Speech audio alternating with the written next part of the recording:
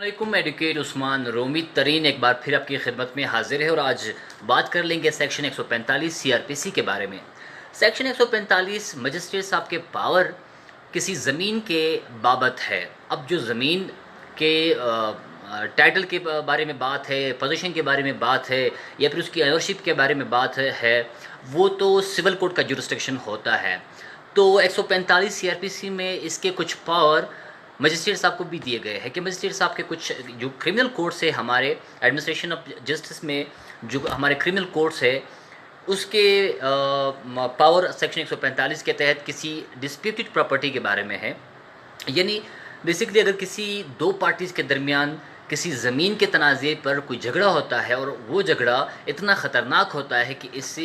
Breach of peace ممکن ہے، اس سے قتل و غارت ممکن ہے، اس سے فائرنگ ممکن ہے، اس سے پارٹیز ایک دوسرے کو مارنے کا جو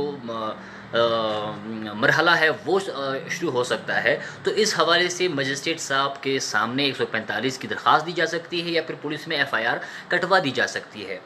تو سیکشن 145 میں صرف ایک لفظ استعمال ہوتا ہے، وہ ہے پوزیشن کا۔ اب صرف پوزیشن کی حد تک مجسٹریٹ صاحب کے پاس پاور ہے کہ صرف پوزیشن ڈیسائیڈ کر لے کہ جس پارٹی کی پوزیشن میں یہ پراپرٹی تھی، اس کی جو اس کو ایلیگلی ڈسپوزس کروا دیا تھا وہاں سے، تو یہ پوزیشن اس کو ریسٹور کروا دیا جائے۔ باقی جہاں بات ہے ٹائٹل کے حوالے سے، پوزیشن کے حوالے سے، اس کے آنرشپ کے حوالے سے، تو وہ سول کوڈ کے پاس پاور ہوتے ہیں۔ اب ایک طرف آنرشپ ہوتی ہے، ایک طرف پوزیشن ہوتی ہے۔ عوام کو، لوگوں کو اس چیز سے اس چیز میں فرق کرنی چاہیے کہ پوزیشن کیا ہے اور آنرشپ کیا ہوتی ہے۔ مثال کے طور پر ایک بک ہے میرے پاس، یہاں پہ پڑا ہوا ہے، مجھے نہیں پتہ یہ کس کی آنرشپ ہے، اس کی ملکیت کس کی ہے، کس کا حق بنتا ہے، مگر ہے تو میرے پاس۔ جب یہ میرے پاس ہے تو اس کا مطلب ہوتا ہے کہ پوزیشن صرف اس کی جو قبضہ ہے وہ میرے پاس ہے، ملکیت اس کا سوال کچھ الگ ہے۔ وہ اس کی جو ملکیت کا کوسچن ہے وہ سول کوڈ ڈیسائیڈ کر لے گی، اس کے بابت مجسٹریٹ صاحب کے پاس پاور نہیں ہوتے ہیں۔ تو لہٰذا جو 145 کے تحت ہے وہ مجسٹریٹ صاحب کے پاور، کرمنل کورٹس کے پاور صرف پوزیشن کے حد تک ہوتے ہیں۔ تو اس کے سب سیکشن 2 میں، جو سیکشن 145 ہے، اس کے سب سیکشن 2 میں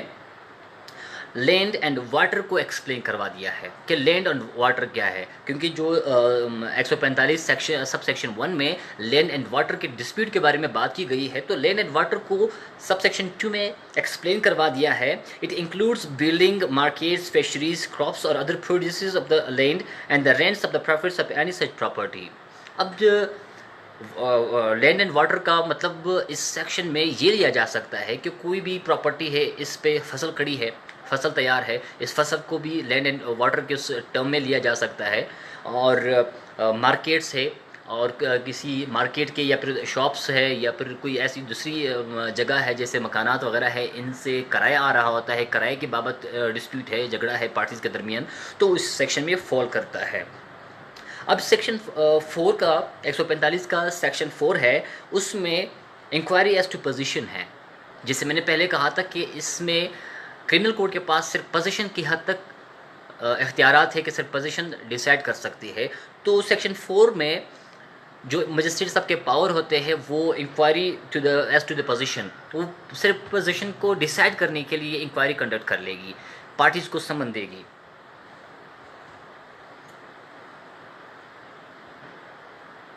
اچھا، اب سیکشن 4 میں 2 پرووائڈڈ دیے گئے ہیں۔ پرووائڈڈ کا مطلب ہوتا ہے کہ بشرط کے، جیسے عام الفاظ میں اگر پرووائڈڈ کو ایکسپلین کر لیں گے تو ایسا ہی بنتا ہے۔ اور اس میں اگر یہ کہتا ہے کہ it appears to magistrate that any party has within 2 months next before the date of such order been forcibly and wrongfully dispossessed, he may treat the party so dispossessed as if he had been in possession of such date۔ اب کیا ہے کہ magistrate صاحب کے پاس یہ power ہے، جو inquiry کا پوزیشن کی انکوائری کا یہ آرڈر دے دیتا ہے، کوئی وٹنسز وغیرہ سب کچھ ریکارڈ پہ آ جاتا ہے، تو یہ مجسٹریٹ صاحب کے پاس یہ پاور ہے کہ جو پارٹی اس انیشیل آرڈر سے پچھلے 2 مہینے اگر یہ پوزیشن میں تھی، اس پراپرٹی کی پوزیشن میں تھی، تو مجسٹریٹ صاحب اس کو پوزیشن دے گی۔ یہ سمجھا جائے گا کہ اس پراپرٹی کی جو پوزیشن تھی وہ اسی پارٹی کے پاس تھی۔ اچھا، اس کے سیکنڈ پارٹ میں ہے کہ that is the magistrate considers the case one of the emergency, he may at any time